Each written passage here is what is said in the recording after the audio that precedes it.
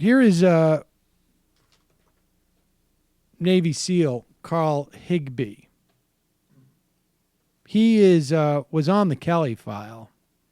This is one of those guys who's sort of like, they brought on. This is going to be the guy who's going to be arguing in favor of the of these moves across the board in the Trump administration. The night before, this guy Higbie had basically had cited Japanese internment camps as a precedent for what we could do with Muslims, but not that we would do it. It's just, I'm not saying I'm in favor of that. It's just, it is a precedent. Well, there's been a lot of precedents, right? Like, we delivered smallpox to Native Americans. And why should we just narrow ourselves to precedents that happen in this country? There's precedents for just about anything. Ironically, there's a lot of amazing things happening legally in Saudi Arabia. I mean, I will tell you this. Let's listen to, it's brought back on the show. We had this debate on the show last night. Right. You just want to make clear that we got into this back and forth about, whether there was legal precedent for doing this with checking at the border.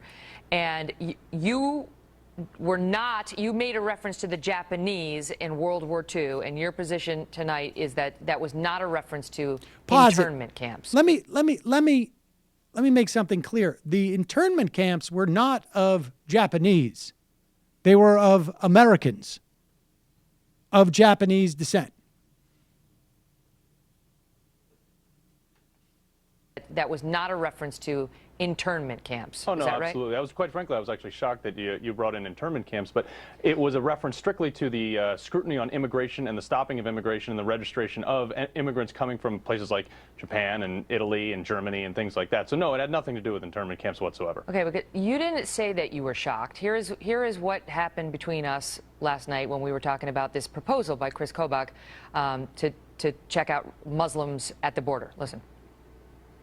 They're discussing drafting a proposal to reinstate a registry for immigrants from Muslim countries,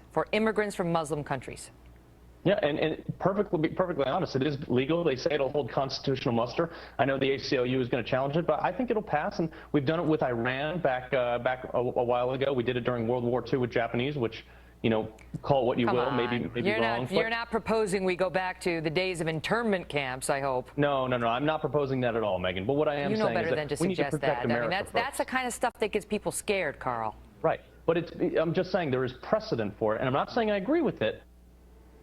Right. So, I mean, there wasn't shock expressed. There was saying, hey, there's precedent for it, which is what got people, confused. But I take you at your word if you're saying you were referencing something else. You were trying to make a different point. It was referenced in parallel with Iran when we, under Jimmy Carter, we banned immigration from Iran. So I assume that, forgive me for not being as clear as I possibly could, but I never... Because you mentioned the Japanese in World War II. Yeah, no, I did, but I did not ever mention internment camps. So, for those out there who thought it was... I know, but that's kind of the big story about what we did here to the Japanese. You put words out there, Megyn, and let's be honest, the media had happy to run with them. Only after you put out the words about what we did to the Japanese in World War II, which is okay, I remember that. Yeah, well, I tell you what, I think the left-wing media took this by the horns because they're not a fan of Donald Trump, but this is exactly why he run, because of the dishonest media. Not saying you. Okay. All right. Can anybody out there tell me what the difference is between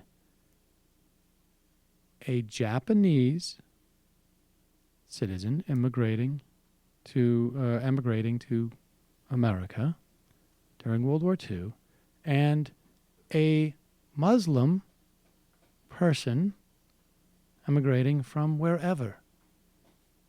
In fact, I've given it away, haven't I? Because they're not a Muslim citizen. There's 1.6 billion Muslims around the world.